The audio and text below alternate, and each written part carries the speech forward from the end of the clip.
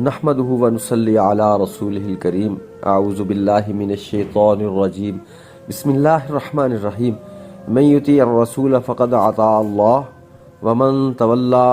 فما ارسلناک علیہم حفیظا صدق اللہ العظیم۔ ارشاد باری تعالی ہے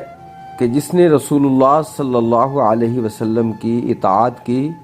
اس نے اللہ کی اطاعت کی، اس کا تعلق اللہ سے قائم ہو گیا۔ وہ اتنا خوش نصیب ہے کہ اس کا اٹھنا، بیٹھنا، سونا، جاگنا، کمانا، خرچ کرنا،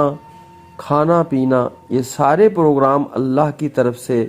بن کر اسے مل گئے۔ وہ کتنا بڑا آدمی بن گیا، حالانکہ ہو سکتا ہے بظاہر وہ غریب اور نادار ہو، معاشرے میں کوئی اعلیٰ اور معروف مقام نہ رکھتا ہو، لیکن وہ اللہ کے حکم پر سوتا ہے، اسی کے حکم برداری میں اٹھتا ہے، وہی کھاتا ہے جسے اللہ حلال قرار دے، اس سے رک جاتا ہے جسے اللہ حرام قرار دے، وہ بات منہ سے نکالتا نہیں جس سے اللہ نے منع کر دیا ہو، جس کے دن رات اللہ سے تعلق اور اللہ سے محبت کے رشتے میں بندھے ہوں، تو پھر بندے کے لیے عزت میں اس سے بڑا مقام ہی کوئی نہیں۔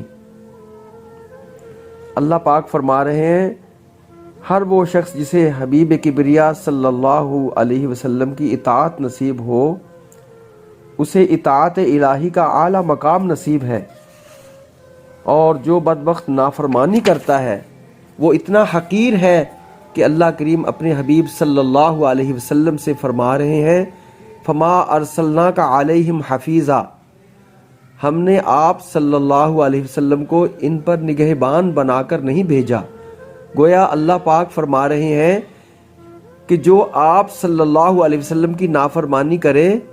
آپ صلی اللہ علیہ وسلم اس کی پرواہ کرنا چھوڑ دیں، آپ اس کے ذمہ دار نہیں ہیں۔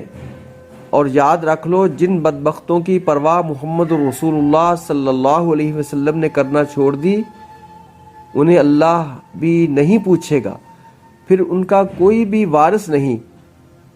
اور سوائے جہنم کے ان کا کوئی ٹھکانہ نہیں ہوگا۔ اللہ کریم ہمیں نبی کریم علیہ السلام کا اطاعت گزار بنا دے، آپ کا فرما بردار بنا دے، آپ کا محب بنا دے، اسی میں دونوں جہانوں کی کامیابی ہے۔ وما علینا الا البلاغ۔